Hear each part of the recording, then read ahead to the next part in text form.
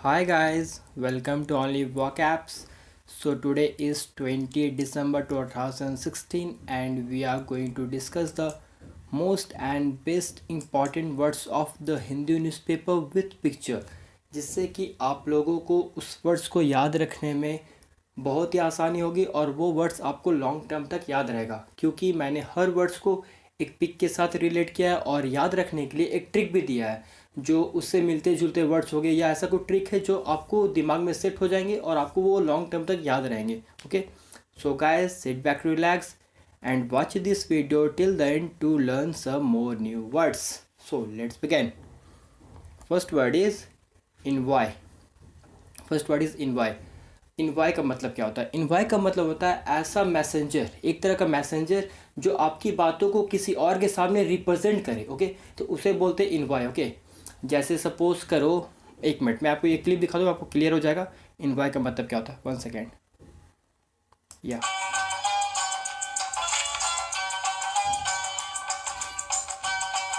देखो ये मैसेज है.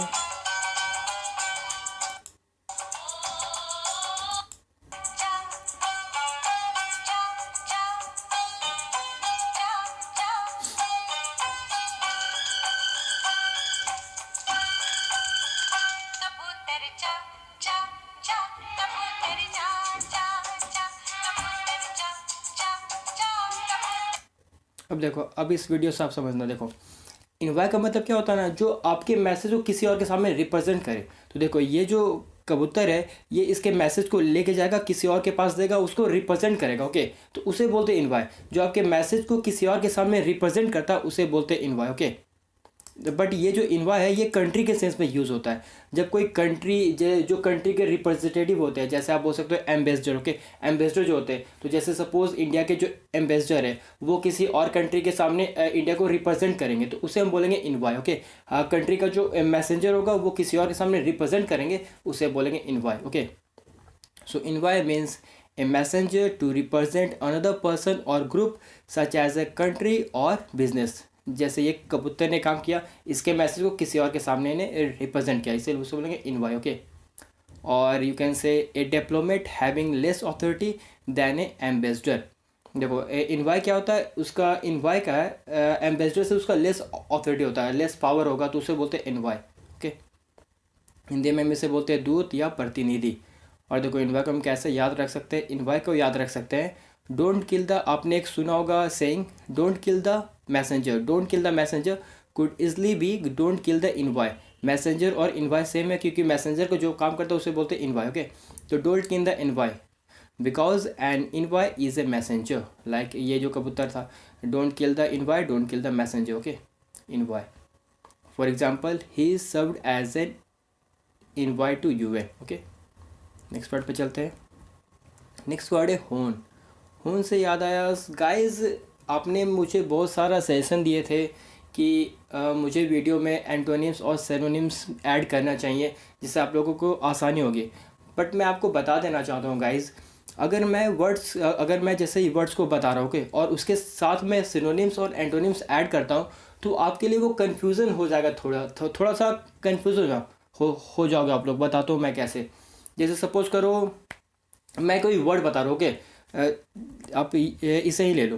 देखो सपोज मैं एम्बेसडर का आपको मतलब बता रहा हूँ. ओके, और मैं एम्बेसडर का सिनोनिम्स में इन्वाई को ऐड करता हूँ. ओके, मैंने वर्ड बताया एम्बेसडर और उसके साथ मैंने इन्वाई को ऐड किया है, तो आपको क्या लगेगा, इन्वाई और सिनोनिम, इन्वाई और एम्बेसडर दोनों सिनोनिम्स है, दोनों मतलब सेम वर्ड है, दोनों रिलेटिवली सेम वर्ड है. ओके, तो सिनोनिम्स में क्या होता है ना, हम वर्ड्स का एग्जैक्ट मीनिंग को नहीं समझ पाते हैं.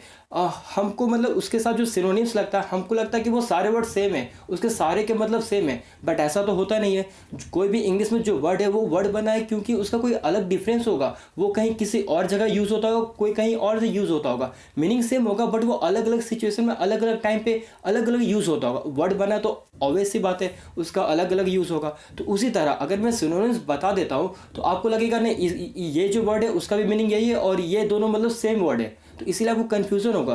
देखो जब आपको क्लोज टेस्ट अगर यूज़ कर मतलब सॉल्व करते होंगे या आप ग्रामेटिकली या कुछ यूज़ होता होगा आप मतलब करते होंगे, तो फिर आपको उस टाइम कन्फ्यूज़न होगा कि ये जो वर्ड है यहाँ पे एग्जैक्ट मीनिंग इसका है कि नहीं है, आपको लगेगा सेम है दोनों, तो उससे आपकी और कन्फ्यूज़न बढ़ेगी। इसीलिए अगर आप अभी एग्जैक्ट मीनिंग याद कर लेते हैं, उसका एग्जैक्ट मीनिंग कौन क्या है, उसका मतलब रियलिटी में मीनिंग क्या है, तो आपको वो कन्फ्यूज़न दूर हो जाएगा। क्योंकि हमें ज़्यादा जो कन्फ्यूज़न होता है वो हमको लगता है यहाँ जो ये दो वर्ड है, ये दोनों वर्ड सेम है, ये दोनों में से कोई आंसर होगा, बट जो दोनों में से जो एग्जैक्ट आंसर है वो क्यों नहीं आपको पता है, क्योंकि आपको उसका एग्जैक्ट मीनिंग पता ही नहीं है। इसीलिए तो इसीलिए अगर मैं सिनोनिम्स एंटोनिम्स ऐड नहीं करता हूँ, और बात रही ऐड करने की, तो देखो मैंने जितने सारे वर्ड्स कंप्लीट किए हैं, ओके, अगर उससे रिलेटेड सिनोनिम्स और एंटोनिम्स आते हैं तो मैं आपको उसको बता दूंगा, और मैं उसको बता के आपको दोनों का डिफरेंस बताऊंगा। सिनोनिम्स तो है उसके, बट दोनों वर्ड है तो दोनों कुछ तो डिफरेंस होगा, तो मैं दोनों का आपको डिफरेंस भी बताते जाऊंगा,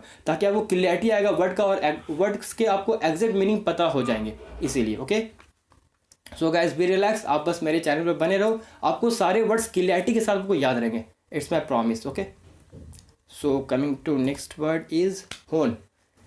नेक्स्ट वर्ड हमारा होन। होन मीन्स होता है किसी चीज़ को तेज करना, किसी चीज़ को तेज करना। जैसे आप देख सकते हो, ये देखो ये चाकू तेज कर रहा है, ओके, ये चाकू तेज कर रहा है, ये जो पत्थर है इसको बोलते हैं white stone. Okay, white stone में ये चाकू को तेज कर रहा है, तो इसी तरह तेज करने को बोलते हैं होन। जैसे आप अपने दिमाग को भी तेज करते हो, शार्प करते हो, अपने दिमाग को स्ट्रांग परफेक्ट बनाते हो, तो आप उसके लिए प्रैक्टिस बार बार करते हो, तो उसे की भी क्या बोलेंगे आप, होन बोलेंगे। आप जब दिमाग साफ करते हो, आप जब चाकू साफ करते हो, तो उसे बोलेंगे होन। मतलब किसी चीज़ को आप जब परफेक्ट बनाते हो, उसके मतलब उसे साफ करते हो, तो उसे बोलते हैं होन। Okay, so hone means refine और perfect something over a period of time, और you can say to sharper skill और मेक परफेक्ट और कंप्लीट। ओके, हिंदी में हम इसे बोल सकते हैं तेज करना, चोखा करना। ओके, और देखो याद रखने के लिए होन को हम ऐसे रख सकते हैं, होन साउंड लाइक कोन। ओके, कोन का जो टॉप पार्ट होता है उसमें भी क्या होता है, वो कोन रहता है, वो भी एक चोख मतलब तेज होता है। ओके, तो होन sound like cone and both होन एंड कोन आर शार्प, दोनों शार्प होते हैं। Okay, for example he was carefully honing the curved blade like in this picture. Next word पे चलते हैं। नेक्स्ट वर्ड है रेस्पाइट। रेस्पाइट मतलब क्या होता है, देखो जब हम कोई काम करते हैं, ओके, हम कोई अनप्लीजेंट काम करते हैं, या सपोज हम कोई भी काम करें और हम काम के बीच में जब थोड़ा सा रेस्ट लेते हैं, उसे बोलते हैं रेस्पाइट। ओके, हम कोई भी काम कर रहे हैं, उस काम के बीच हम रेस्ट लेते हैं, तो उसे बोलते हैं रेस्पाइट। अब इसका देखो एग्जैक्ट मीनिंग बताता हूँ। हम जो काम कर रहे हैं, अब काम क्या है, हम काम तो कर रहे हैं, बट ऐसा काम जो हमारे लिए अनप्लीजेंट हो, मतलब थोड़ा डिफिकल्ट हो, हमको करने में, वो काम करने में मज़ा नहीं आ रहा, हम बस वो काम को कर रहे हैं, तो वैसा काम में हम जब रेस्ट लेते हैं तो उससे बोलते हैं रेस्ट बाइट। अब देखो हम जो ऐसा काम कर रहे हैं जिसमें हमें मज़ा आ रहा है, तो हम रेस्ट क्यों लेंगे, हम तो वो काम को पूरा कंप्लीट हो जाएगा तभी ना हम लेंगे रेस्ट। बट इसमें क्या है, जिस काम में हमें मज़ा नहीं आ रहा है, हमें अनप्लीजेंट है, हमें थोड़ा डिफिकल्टीज है, हम उस टाइम ब्रेक ले रहे हैं, तो उसे बोलेंगे रेस्ट बाइट। जैसे सपोज करो आप मूवी देखने गए हो, तो आप मूवी के बीच में कभी आप ब्रेक ने आपने लिया है नहीं ना, क्योंकि आपको उसमें मज़ा आता है, वो तो आपके लिए प्लीजेंट है, तो उसमें आप ब्रेक तो लेते नहीं हो। ऑब्वियसली एक इंटरवल आता है, बट वो तो इंटरवल आप लेते नहीं हो, वो तो सिस्टम है कि इंटरवल आएगा, तो इसीलिए आपको ब्रेक आपको लेना पड़ता है, बट आप क्या उसमें ब्रेक चाहते हो, नहीं। तो ऐसा कोई काम जिसमें आपको ब्रेक आप लेते हो, ओके, आपके लिए वो अनप्लीजेंट एंड डिफिकल्ट वर्क में आप जब ब्रेक लेते हो, तो उसे बोलते हैं रेस्पाइट। जैसे ये पिक में देख लो, जिम जाता है, सपोज ये खेल रहा है या जिम जा रहा है, ओके, तो जिम के बीच में इसने 1 घंटा जिम लिया और ये 10 मिनट ब्रेक ले रहा है, तो इसे बोलेंगे रेस्ट बाइट। ओके, जैसे आप यहाँ भी देख लो, ये पिक है, ये ऑफिस में कोई काम कर रहा था, इसने 2 घंटे काम लिया और अभी ये ब्रेक ले रहा है, ओके, तो इसे बोलेंगे रेस्ट बाइट। देखो ब्रेक लेके टी ले रहा है, ओके, तो इसे बोलेंगे रेस्ट बाइट। जब वो किसी काम के बीच में जो उस काम उसके लिए डिफिकल्टीज है, मतलब अनप्लीजेंट है उसके लिए, तो उसे बोलेंगे, उस बीच वो लेता है अगर ब्रेक, तो उसे बोलेंगे respite. Okay, so respite means a break from something that is difficult or unpleasant. Okay, और you can say a pause for relaxation. Hindi में हम इसे बोलते हैं विश्राम या अवकाश। अवकाश तो एक्चुअली एप्लीकेशन हो गया, बट नो प्रॉब्लम, विश्राम और अवकाश। ओके, और देखो याद रखने के लिए इसका तो बेस्ट वर्ड है, देखो respite, rest a bite. Respite sound like rest a bite, respite, rest a bite. Okay, rest a bite मतलब हम रेस्ट ले रहे हैं, ओके, तो वही काम के बीच में जो रेस्ट करते हैं, rest a bite means respite. For example I wrong home during a brief respite at work. Okay, next word है लॉफ्टी। लॉफ्टी मीन्स होता है जब कोई बहुत ऊंचा बहुत बुलंद हो तो उसे बोलते हैं लॉफ्टी। जैसा पिक में देख लो, ये जो पिक है ये क्या है, ग्राउंड लेवल से बहुत ऊंचा है, तो इसे भी हम बोल सकते हैं लॉफ्टी। लॉफ्टी बिल्डिंग बोल सकते हो, लॉफ्टी जो कोई टावर है सपोज करो, उसमें मतलब बहुत ऊंचा टावर, तो आप उसे भी लॉफ्टी बोल सकते हो। जैसे सपोज करो कोई बिल्डिंग है जिसमें 200 नहीं, सपोज करो 150-200 फ्लोर्स है, तो उसे भी आप लॉफ्टी बोल सकते हो। जो ग्राउंड लेवल से बहुत ऊंचा हो बहुत बुलंद हो तो उसे बोलते हैं लॉफ्टी। जैसा भी ये माउंटेन देख रहे हो उसी टाइप का। Okay, so lofty means something that's high above the ground, something that's high above the ground। और देखो, और जो ये मीनिंग है, और someone who act like see high above everyone else, high above everyone else। इसका मतलब क्या होता है, सपोज कोई पर्सन है जो अपने आप को बहुत ज़्यादा बनता हो, मतलब सपोज करो कोई ग्रुप में एक है, वो अपने आप को ग्रुप से बढ़कर समझता हो, अपने आप को ऊपर दिखाने की कोशिश करता हो, तो उसे भी हम बोलेंगे लॉफ्टी। ओके, जो अपने आप को ज़्यादा बनता हो, ज़्यादा शो ऑफ करता हो, तो उसे भी हम बोलेंगे लॉफ्टी। जो अपने आप को ऊपर दिखाता हो उसे बोलेंगे lofty. Okay, someone who act like see high above everyone else. Okay, और you can say of high moral और इंटेलेक्चुअल वैल्यू। ओके, जिसका वैल्यू भी ज़्यादा उसे बोलेंगे Lofty.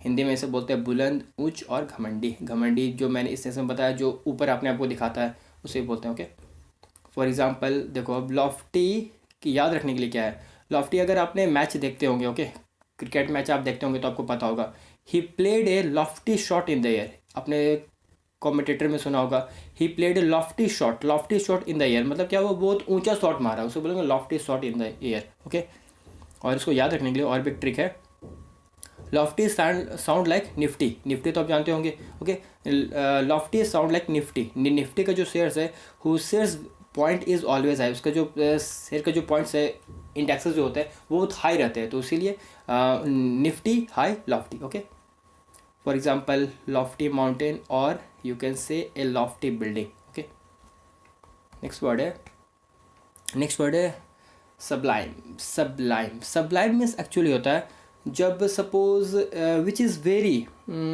You can say which is very excellent, very beautiful, very grand, very impressive, very excellent, उसको बोलते हैं सबलाइन। ओके, सबलाइन का मतलब एक्चुअली वही हुआ जो सबसे ऊपर हो, सबसे मतलब ब्यूटीफुल हो, वो वरिष्ठ हो, उत्तम हो, तो उसे हम बोलेंगे सबलाइन। ओके, तो sublime means of very great, excellent, impressive और beauty. Okay, of high moral और इंटेलेक्चुअल वैल्यू, जिसका बहुत इंटेलेक्चुअल वैल्यू ज़्यादा हो, तो उसे बोलेंगे सबलाइन। ओके, हिंदी में हम इसे बोल सकते हैं वरिष्ठ, उत्तम। ओके, और देखो सबलाइन को कैसे याद रख सकते हैं, सबको इग्नोर करो, लाइन पे कॉन्सेंट्रेट करो। LIME lime. Lime juice make us feel Joy exalted. Lime juice make us feel Joy exalted. जब समर में जब हम बहुत प्यासे रहते हैं, जब हमको लाइम जूस मिलता है तो हम बहुत ऊंचे अपने आप को फील करते हैं। बस याद रखने के लिए, ओके, हम बस बहुत ऊंचा फील करते हैं, एक्सल्टेड फील करते हैं, तो उस टाइम भी बोल सकते हो ऑफ ग्रेट, एक्सेलेंट, इम्पेरेसिव और beauty. Okay, for example the सबलाइन beauty of the night. Okay, और देखो सबलाइन को हम कैसे यूज़ कर सकते हैं, देखो सबलाइन हम बोल सकते हैं, सबलाइन कॉन्फिडेंस भी बोल सकते हैं, मतलब बहुत कॉन्फिडेंस है, ग्रेट कॉन्फिडेंस है, तो उसे बोलते हैं सबलाइन कॉन्फिडेंस। या हम बोल सकते हैं सबलाइन आर्ट, जो बहुत इंप्रेसिव आर्ट हो तो हम उसको बोलते हैं सबलाइन आर्ट। ओके, सबलाइन ब्यूटी, इस टाइप से ये यूज़ होता है। ओके, नेक्स्ट वर्ड पे चलते हैं। नेक्स्ट वर्ड है ब्रीविटी।